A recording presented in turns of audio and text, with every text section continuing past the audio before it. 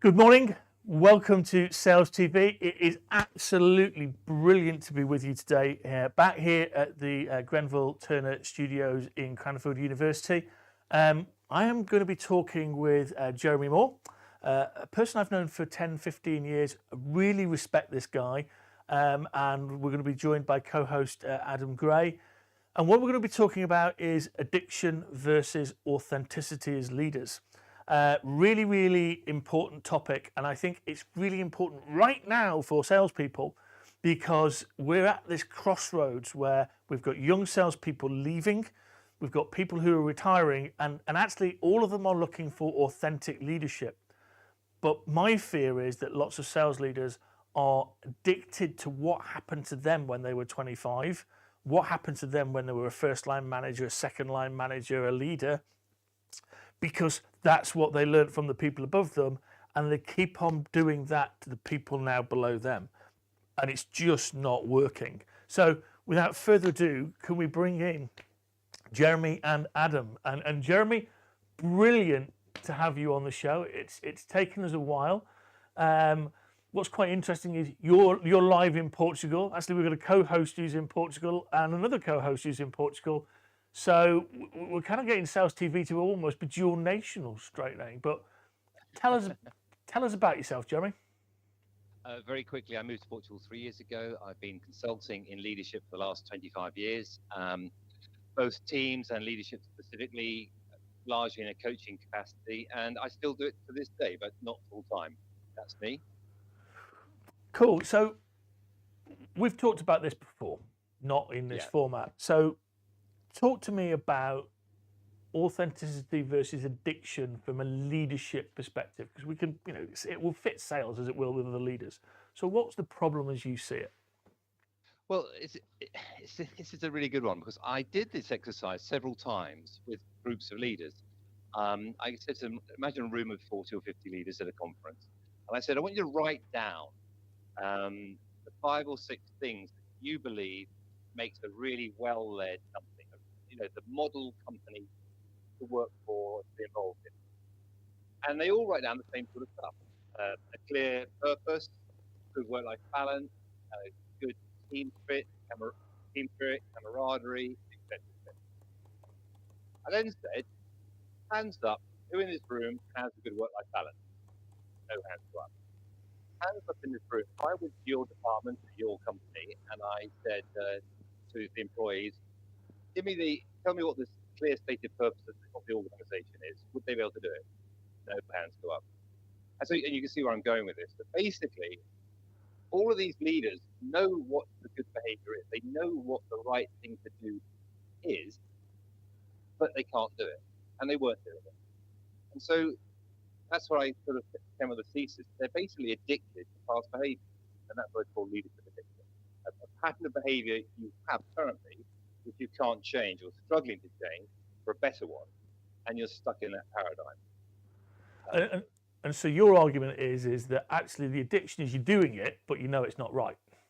Exactly. It's like me having a drink. I do it too much a little bit, and I know it's not right, and I like to be fit, but it's an awareness that you're saying is an issue here, and actually that's a really fascinating point to me, is that if people do reflect. But you having a couple of pints more than you should is maybe sort of not the greatest behavior in the world, but at what point does it become an addiction? And I would argue it becomes an addiction when it starts to become damaging, and you can see the damage.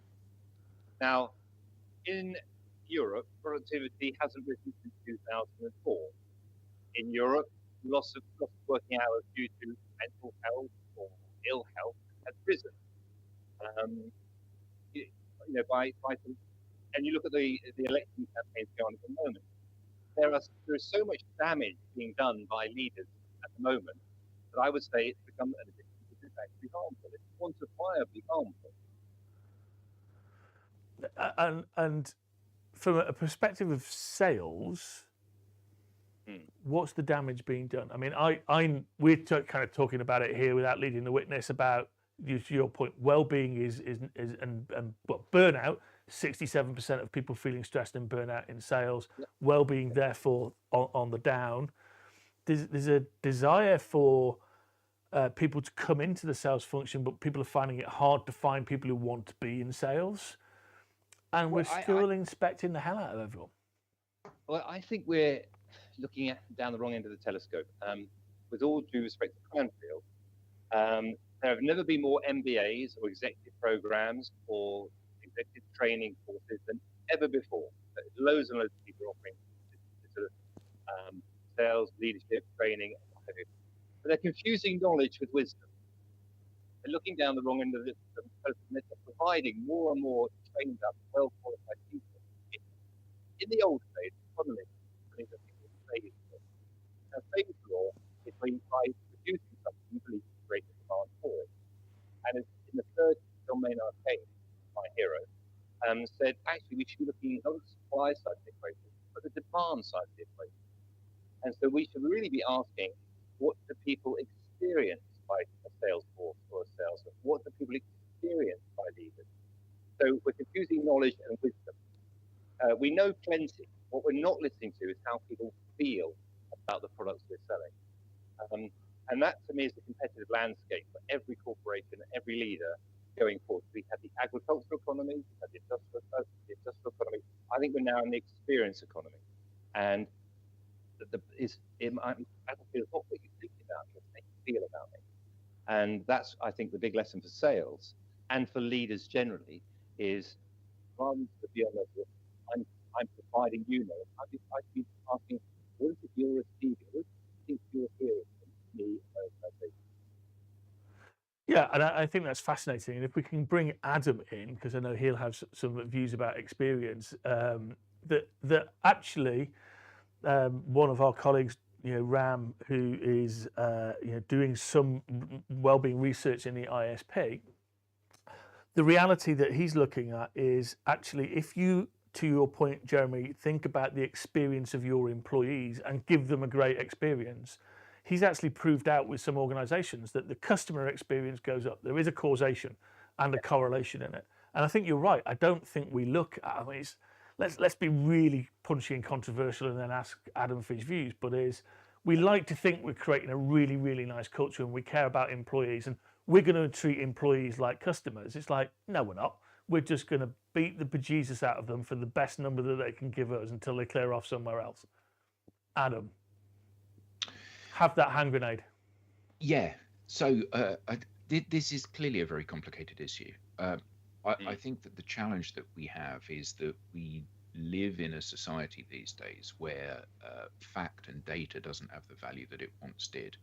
We like to think in business that we're data led and we're data scientists and we're making decisions based on best practice. I think in the more interpersonal areas of business, the cognitive dissonance, like the facts all show this, but actually I think the facts are wrong. I think this is the truth. I think we're seeing that played out again and again, aren't we? Sales leaders see that the things they're doing are not working. And the answer is to do more of the things that aren't working, as if that's magically going to change them into things that do. And I think you're right. A lot of the problem with this has been that sales leaders have come up through the ranks and they grew up in a different world of sales when outbound interruption worked. And now it doesn't work. The buyer is so much more sophisticated. The buyer has all of the answers at their fingertips. And what they're looking for is somebody to guide them through the process. And yet sales leaders don't do that. And I think that part of the challenge that we have is that we need almost to press the reset button, don't we? As you were saying, Jeremy, about these behaviors being addictive when they become damaging. I think we've long since reached that point. The behaviors are things that are driving this disconnect between the seller and the buyer, but also they're driving poor mental health and all of the breakdown characteristics we see in sellers. Andy, I know that you're trying to do a good job as a salesman. I know that you're concerned that you're not making your number. However, I need you to do another 20 calls a day or emails or whatever it may be. And you're on this treadmill, but it's not delivering the results you need because we're fundamentally doing the wrong things, trying to eat ourselves thin, aren't we? Great analogy. So Jeremy, what do we do? What changes? I think Adam's point of a reset is a very good one. And I think I'm a great believer if you can't measure it, you can't manage it. And I think companies should be forced to publish employee experience. You said you've been working with Dr. Ram Raghavan, who I know very well, who's an expert in this area. All you're really asking is to measure respect, trust, and loyalty. Those three big things. I mean, and this because you need to know what people how they genuinely feel. And with a number. And is that number uniform? Is it improving? What's happening with it? But just take the biggest one of all. You can see, I see it all over my TikTok feed, and the news, and Sky, and everywhere that people. I mean, look what's happening on the French election.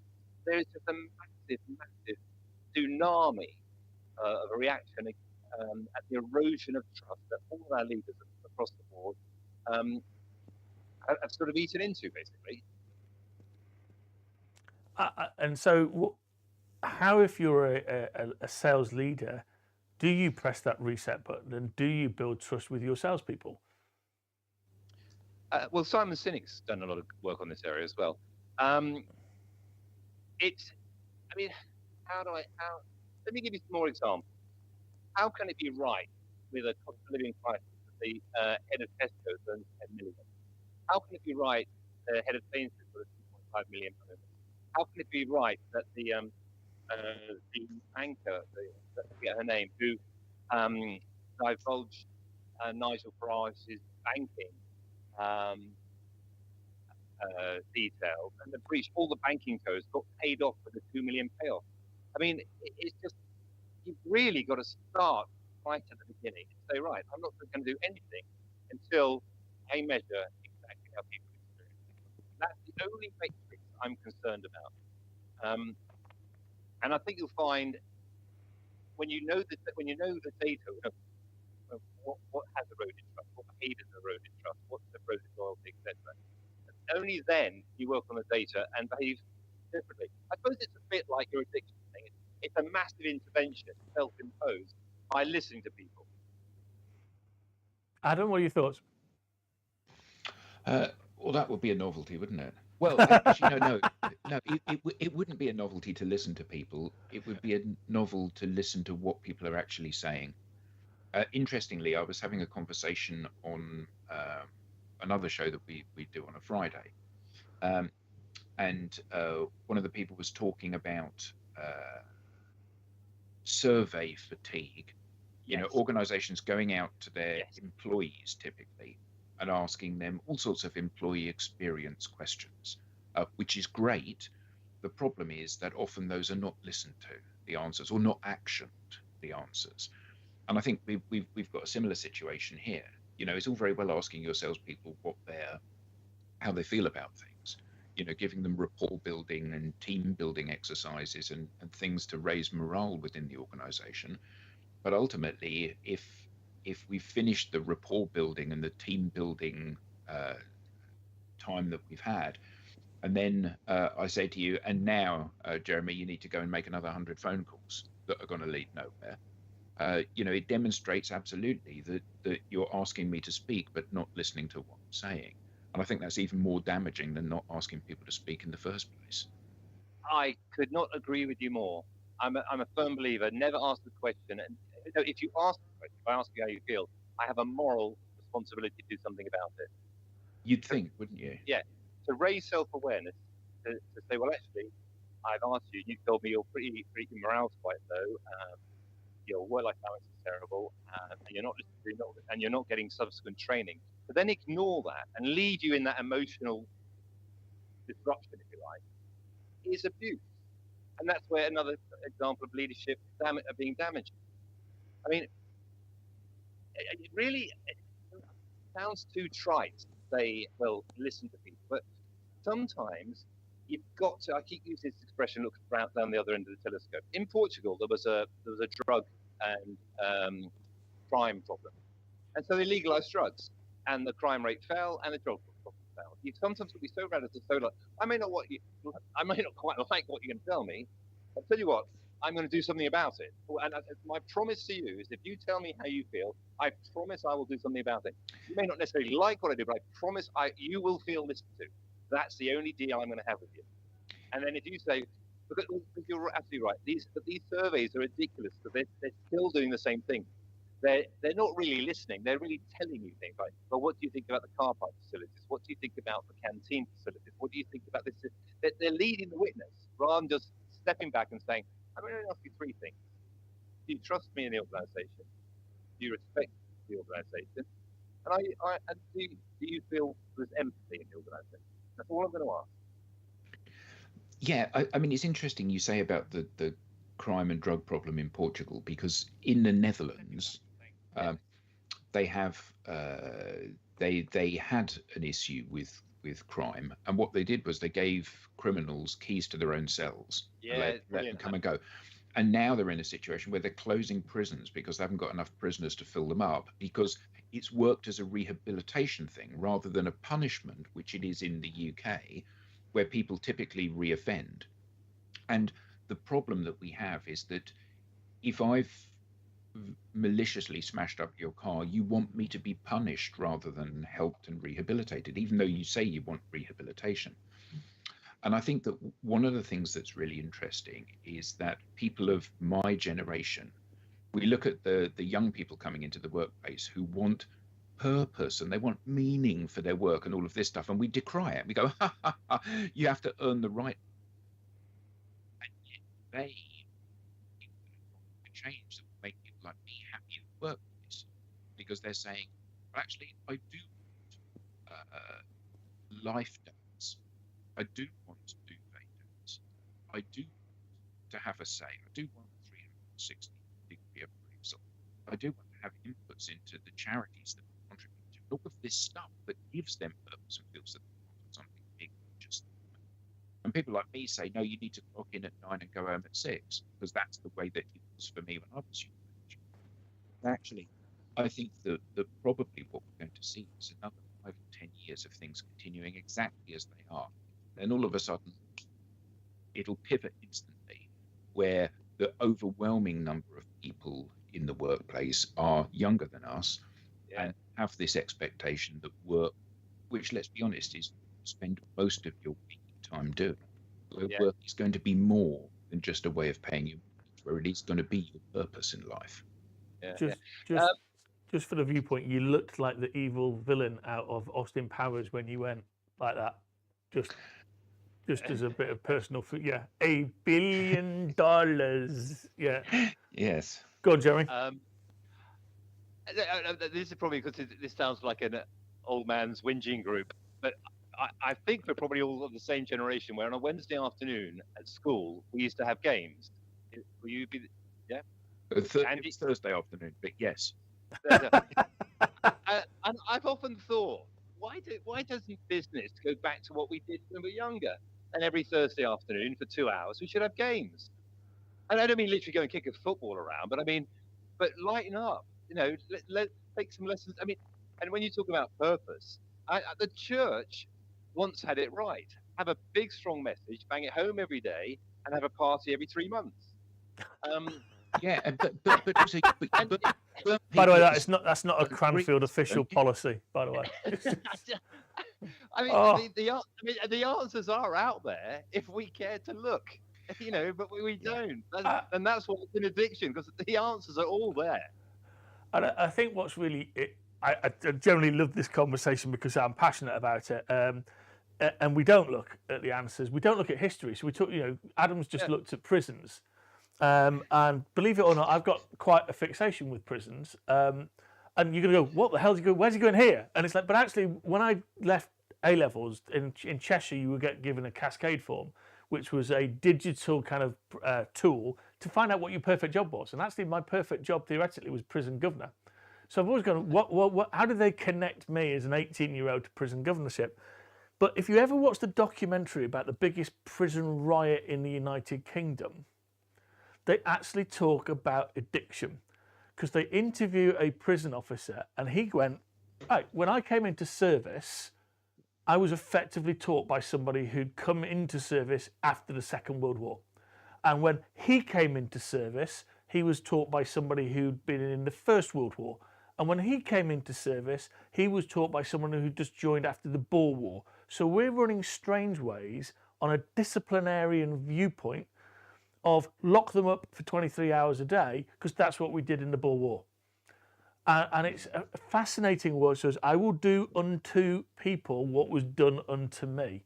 And where I think when you flip it to sales, the huge challenge is coming back to some of the things that you said right at the start. We've not had any productivity gains since 2004, yet every shareholder, whether it be private, whether it be private equity, whether it be public, is looking for a percentage growth every year, but we're not getting it. It's not easily achievable. So if we're constantly looking for that, but we're not getting any productivity gains, at some point, Adam, to your point, it won't pivot, it'll just go pop. Everyone will just go, whoa, this just doesn't work.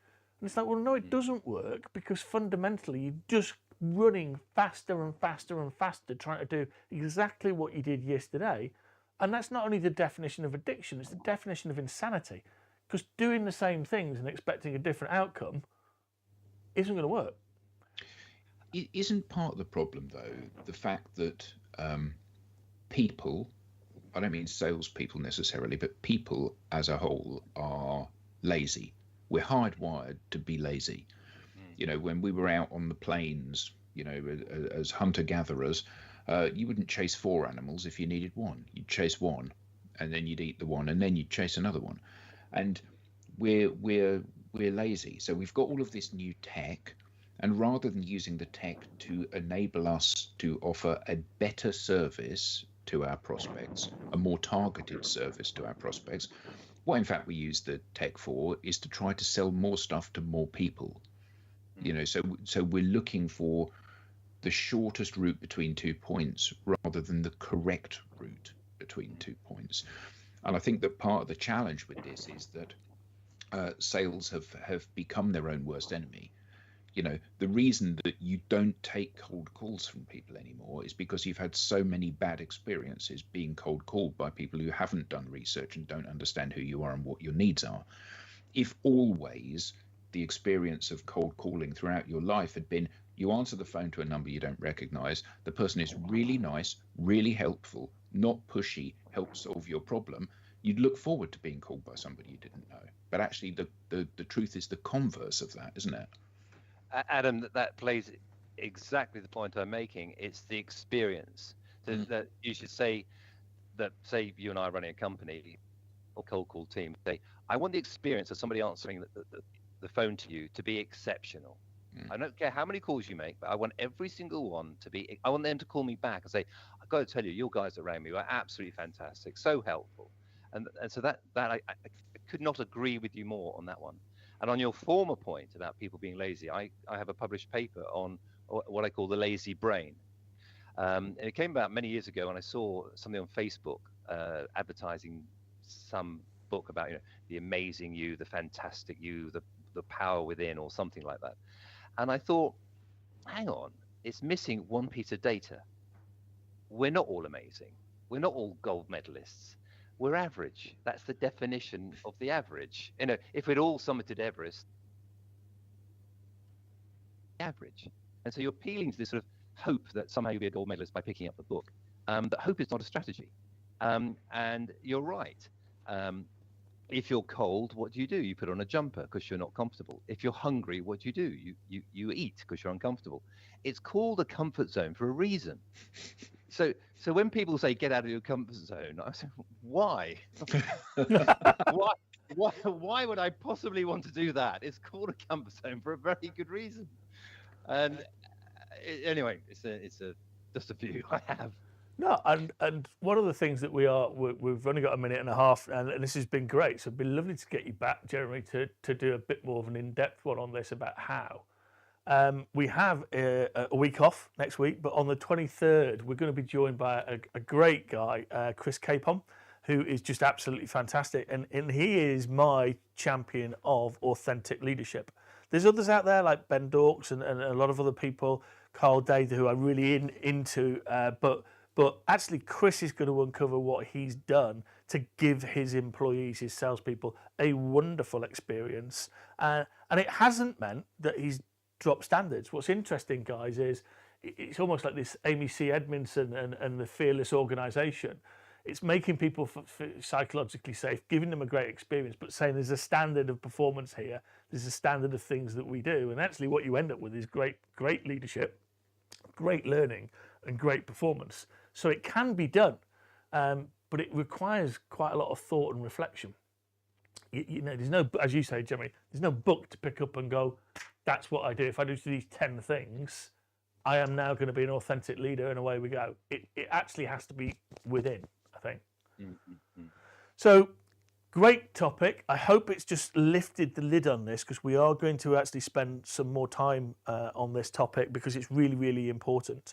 I want to say thank you, Jeremy, for coming along. It's been great to be connected with you again. Great to just poke this topic. Adam, thanks for joining as well. And you know, listen to this, because we're going to keep tackling it. We think we need to do more for leaders to see through this fog and actually become really, really sustainable in what they're doing. So thank you for everybody in the back here at the studios. Thank you for all of you out there. Have a great week, and enjoy the Euros. Keep enjoying the Euros. England, another week of anxiety. Portugal, still have them in the sweepstakes. It's not happening, mate. It's not coming home. Well, it doesn't matter. I've still got Portugal in the sweepstakes. So everybody, Helga, Jeremy, Alex, come on, we can do it. Yeah. Bye, guys. Thanks, guys. Thank you.